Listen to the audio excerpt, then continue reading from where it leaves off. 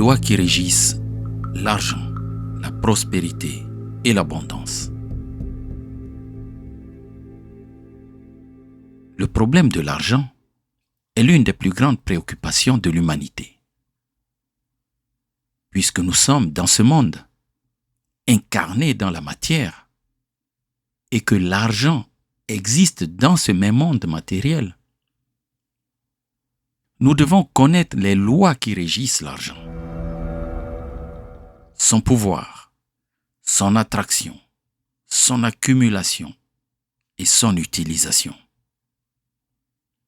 Une fois que ces lois sont claires dans notre esprit, nos blocages vis-à-vis de l'argent se déverrouillent d'eux-mêmes. Tu découvres que toi aussi, tu as accès aux ressources illimitées de l'univers. Et tu comprends pourquoi pour l'être qui vibre haut, il n'y a aucune vertu à être pauvre, tout comme il n'y a aucune raison de croire que devenir riche est un crime. Dans l'enseignement d'aujourd'hui, je vais te faire découvrir les lois qui régissent l'argent et la prospérité. Elles t'affranchiront des pensées et croyances limitantes qui maintiennent les gens dans la pauvreté et te feront gagner des années de recherche vers le chemin d'une vie prospère et abondante. Sois donc très attentif parce que l'enseignement de ce jour te sera utile. Avant de commencer, assure-toi d'activer la cloche des notifications pour t'abonner, car je publie au moins un enseignement chaque semaine et ne perds surtout pas l'opportunité de continuer à apprendre pour améliorer ta vie. Comme tu peux t'en douter, le sujet est complexe. Et pour le traiter, j'ai dû confronter mon expérience personnelle à ce que disent d'autres enseignants qui, comme moi, ont une approche transcendantale de l'être humain en tant qu'être à la fois physique et métaphysique, à la fois charnel et spirituel. Dans ce sens, à travers l'enseignement de ce jour, je vais te faire découvrir les puissants principes que seuls connaissent ceux qui ont eu accès aux travaux de métaphysique de Connie Méndez. Avant d'entrer dans les profondeurs du sujet, dis-moi quel lien fais-tu à ce jour entre ta façon de penser, tes croyances ou tes conceptions spirituelles et l'argent. Quelle est ton opinion? Écris-le-moi dans les commentaires car cela t'aidera à mieux comprendre tes blocages à la fin de l'enseignement.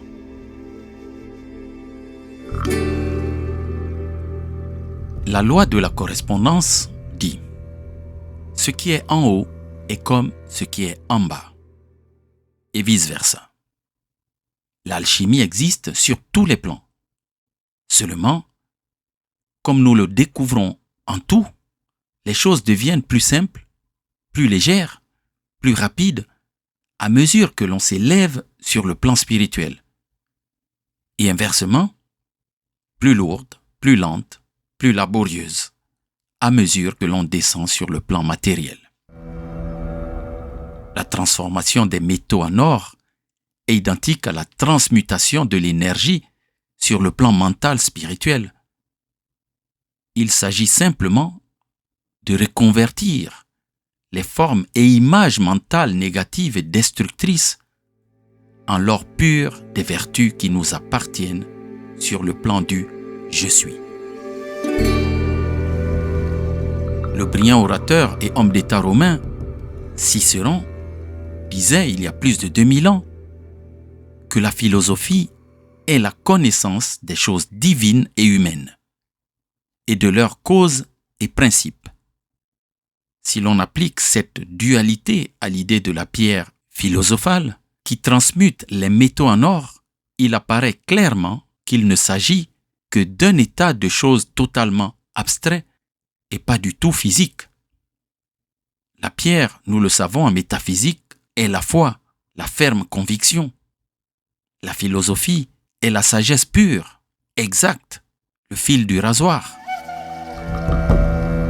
L'alchimie est donc d'abord spirituelle est très finalement matériel. Mais cela ne peut pas s'apprendre du bas vers le haut. Cela peut s'apprendre du haut vers le bas, c'est-à-dire en descendant du spirituel vers le matériel.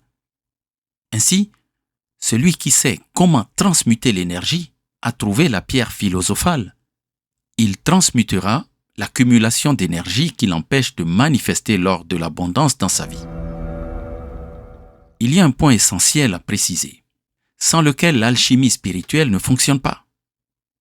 La présence du « je suis » ne peut pas faire descendre sa substance d'or dans l'ego inférieur si le canal n'est pas propre.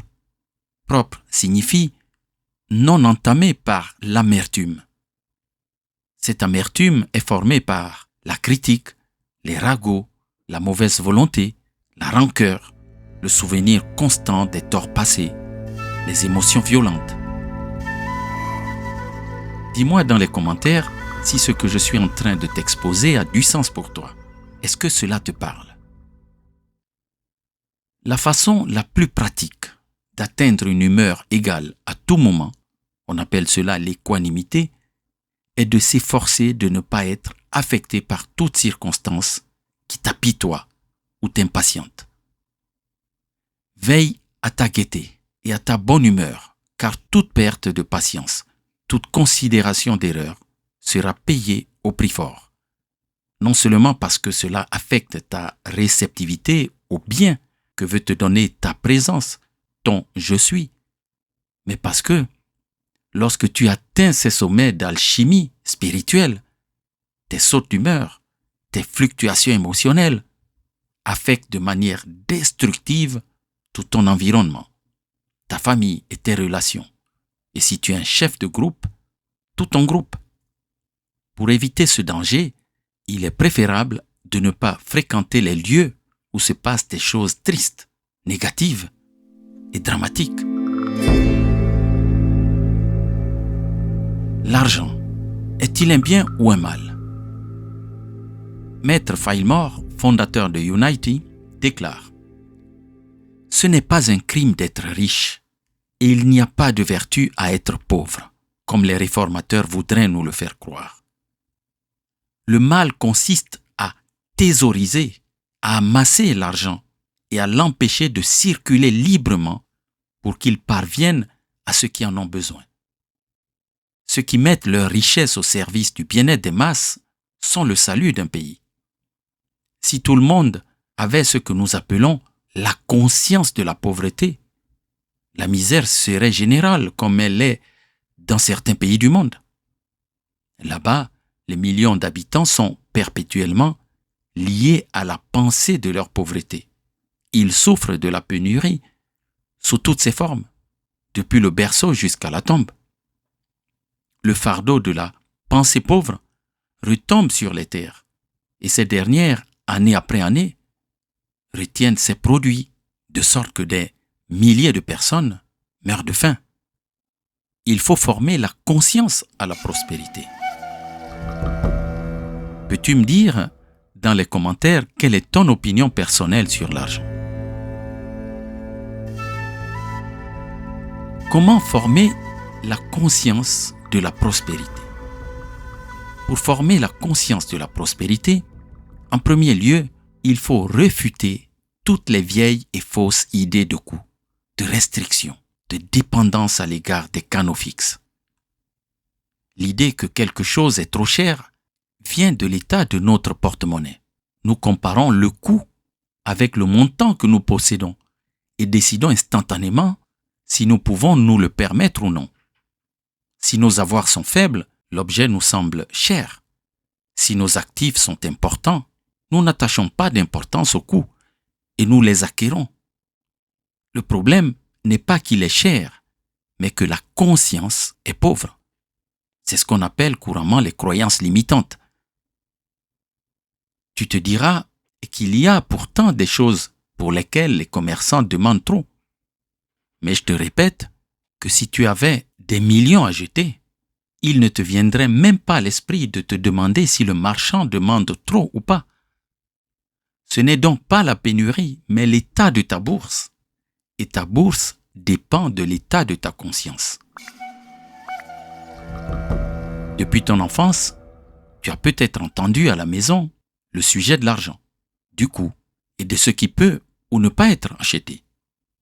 Combien de personnes peuvent se vanter d'avoir demandé à acheter quelque chose quand elles étaient petites et que leurs parents n'ont pas répondu « Tu ne peux pas l'acheter aujourd'hui parce qu'il n'y a pas d'argent ». Ce « il n'y a pas d'argent » a immédiatement pris le caractère du monstre qui refuse tout, qui interrompt tout, qui gâche tout. Cet ogre qui se plaît à nous voir privés et à soupirer jusqu'à ce que nous finissions par courber la tête, résignés à la fatalité.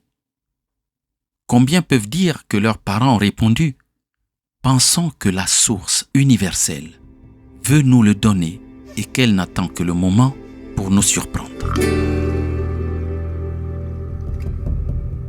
Et voici la pensée que je veux que tu apprennes aujourd'hui.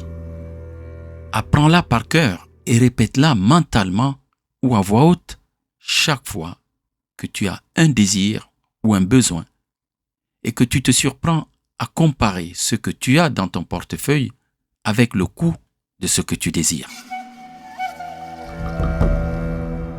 Pensons que l'univers veut nous le donner et attend un moment pour nous faire la surprise, afin de former la conscience de la prospérité. Tu sais que la vérité est que dans l'esprit, tout est déjà donné, accordé, et attend que nous le réclamions. Et c'est pourquoi nous enseignons à rendre grâce avant que cela n'apparaisse. Mais cette idée persiste à nous échapper. Sache que le subconscient n'a pas de discernement.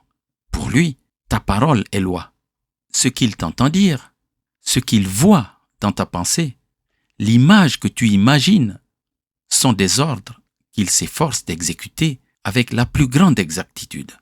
La seule chose qui le secoue est la voix du moi supérieur. Les hautes vibrations de la vérité effritent ce qui est pétrifié, on dit aussi cristallisé dans le subconscient, et qu'il faudrait des années de psychanalyse pour être découvert en toi. Et pourtant, le psychanalyste te dira que si tu ne remplaces pas par quelque chose le clou qu'il vient de t'arracher, tu retomberas dans le même mal. C'est pourquoi la métaphysique commence par nier le mal, puis affirme la vérité afin de remplacer ce qui est en cours d'effacement par ce qui est plus élevé et plus puissant. La vérité qui ne sera jamais effacée. La simple affirmation que Connie Mendes te donne à apprendre par cœur, l'univers veut nous le donner et attend le moment pour nous faire la surprise, contient une triple intention. La première intention. La première est que tu te fasses l'idée que tout vient du Créateur, c'est-à-dire de la substance divine, la source universelle, et que ces idées de canaux fixes soient supprimées. Tes canaux fixes sont soit le salaire que tu reçois, soit l'organisation dans laquelle tu travailles. Et si tu n'as pas besoin de travailler, tes canaux fixes sont soit l'entreprise de ton père ou de ton conjoint, soit les exploitations, les champs, les fermes, les loyers qui produisent tes revenus. Bref, tout ce qui te fournit la somme d'argent avec laquelle tu fais tes dépenses. Et tous les hommes ont l'habitude de penser que si ceci devait manquer, cela entraînerait la ruine. Peu de gens réalisent que les canaux de prospérité et d'abondance sont infinis parce qu'ils sont du Créateur et qu'ils sont le Créateur. Ils ignorent ce que tu sais déjà, à savoir que chaque besoin est déjà équipé du matériel nécessaire pour le combler. C'est-à-dire que, comme on dit en métaphysique, l'offre et la demande ne font qu'un. Sur Terre, ils sont deux opposés. En vérité, ils sont une seule et même chose. La deuxième intention. La deuxième intention que porte cette affirmation est la suivante. habitue-toi au fait que la volonté du Créateur est magnanime, que le Créateur veut que tu aies précisément ce dont tu as besoin ou ce que tu désires. Parce que le désir et le besoin de quelque chose se produisent au moment où tu te prépares à en jouir ou à en profiter. Pas une minute avant, pas une minute après. Et si tu désires quelque chose depuis des années, ou si tu ressens le manque de quelque chose, ce quelque chose frappe à ta porte depuis des années, de sorte que tu le reçoives, et c'est ton subconscient qui le rejette et te le fait attendre. En exécutant l'ordre que tu lui as donné, en acceptant l'idée qu'il te serait impossible de réaliser ton désir, ou parce que tu l'as jugé trop coûteux, trop prohibitif ou trop difficile. Pour prendre un exemple que certains croyants connaissent bien, la Bible déclare de la manière suivante: « Toute terre que foulera la plante de votre pied, je vous la donnerai en héritage. » Les pieds sont les symboles de la compréhension et la terre est le symbole de la manifestation. Ainsi donc, la traduction de la phrase merveilleuse est: « Toute manifestation que tu peux concevoir, je te l'ai déjà donnée. » L'héritage est ce que personne ne peut nous enlever. C'est notre droit. Troisième intention. La troisième intention que porte l'affirmation qui t'a été donnée se trouve dans la phrase « Et il n'attend que le moment pour nous faire la surprise. » Souvent, les apprentis voient qu'ils n'obtiennent pas une démonstration aussi rapidement qu'ils l'attendaient. Ils viennent se plaindre auprès de moi. Ils me reprochent presque de ne pas avoir tenu parole, comme si je leur avais promis quelque chose et que je ne leur ai pas donné. C'est une attitude puérile. Il s'agit d'un héritage de la mauvaise éducation parentale qui date de l'époque où ils étaient enfants dans la maison de leurs parents et qui prouve qu'ils étaient des enfants gâtés à qui on ne refusait jamais le moindre de leurs caprices. La démonstration est toujours faite et prête à apparaître. Elle attend juste le bon moment. Quelles sont les raisons qui freinent la manifestation de la demande? Il existe un nombre infini de raisons qui obstruent la sortie ou détruisent le moment opportun. Et la manifestation doit attendre qu'il y ait un autre moment opportun. L'incohérence et l'impatience. Une des raisons les plus communes et les plus courantes est l'incohérence ou le manque de fermeté une fois que la pensée, l'invocation, la revendication et le traitement ont été faits. Soit l'apprenti ressent un doute, soit il cède à la tentation de sortir pour en discuter, soit il exprime dans ses paroles des concepts qui nient la vérité qu'il déclare dans le traitement. Tout cela est tout à fait naturel. Il ne faut pas s'impatienter, ni avec soi-même, ni avec le retard de la manifestation. Nous ne sommes pas parfaits et nous apprenons à l'être. Ce n'est pas la faute du subconscient d'être lourd et coincé dans de vieilles idées et habitudes. L'insistance maladroite. Un autre défaut très courant est de penser qu'il faut sans cesse répéter le traitement pour y arriver. C'est l'équivalent d'ouvrir continuellement le four pour retourner à la cuillère une galette en cuisson. Un traitement se fait une seule fois et de la manière la plus excellente possible. On voit et on déclare la vérité. On remercie et on laisse la réalisation au Créateur.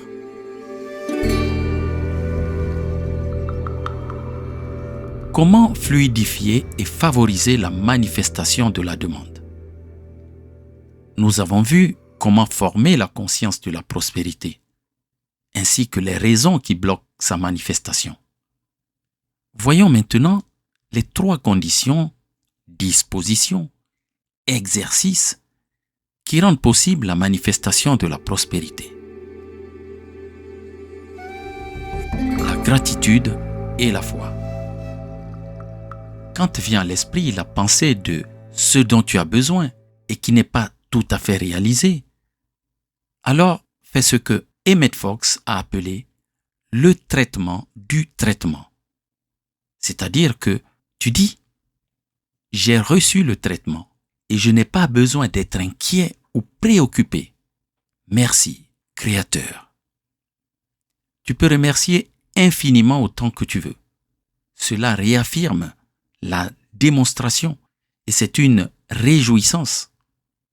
Réjouis-toi et remercie le Créateur en toutes choses. Lorsque tu donnes un cadeau à quelqu'un pour lui faire une surprise, ou quand on te fait une surprise, c'est une surprise. Même lorsque tu as voulu quelque chose et que quelqu'un te donne cette chose, cela te surprend et te rend heureux. La phrase du traitement te met dans l'attente de la surprise que l'univers va t'envoyer, au moment où tu t'y attendras le moins. Et cette attente enthousiaste est la foi qui déplace ces montagnes. Ne le confonds pas avec l'espoir. L'espoir est une pauvre sœur de la foi, dit Emmett Fox. L'espoir est une angoisse mêlée de doute. La foi est une attente joyeuse. Deux choses très différentes. Il est différent de dire « j'ai espoir » et « j'ai foi ». La prospérité, l'abondance et la spiritualité.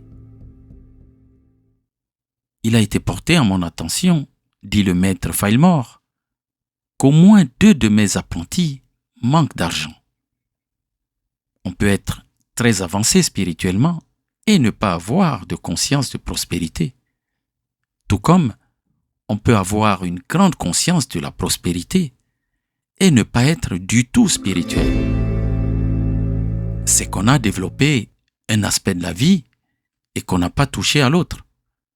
Lorsqu'on manifeste un manque d'abondance, il faut travailler sur cet aspect.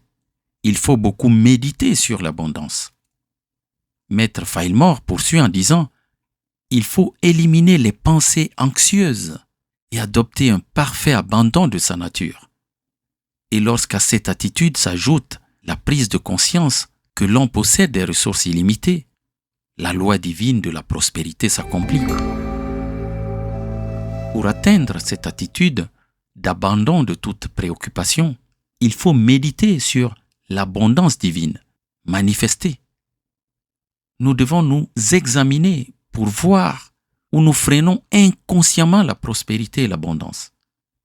Nous devons affirmer contre toute évidence que nous sommes des enfants héritiers de tout ce que l'univers possède et que non seulement il désire nous voir manifester des richesses et des satisfactions, mais que toute l'humanité veut de nous la même chose, que personne ne souhaite nous priver ni nous harceler, car toute l'humanité contient le cosmos, et le cosmos ne se sépare pas en deux pour se désharmoniser avec lui-même.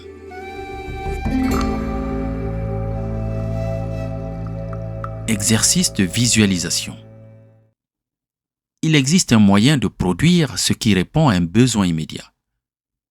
Il ne sert pas à produire une abondance constante, mais il produit ce qui comble le vide du moment. C'est se faire une image mentale, faite de pure imagination, et se voir remplir son porte-monnaie, le déposer à la banque, le redistribuer et ressentir la satisfaction de pouvoir donner et rendre les autres heureux.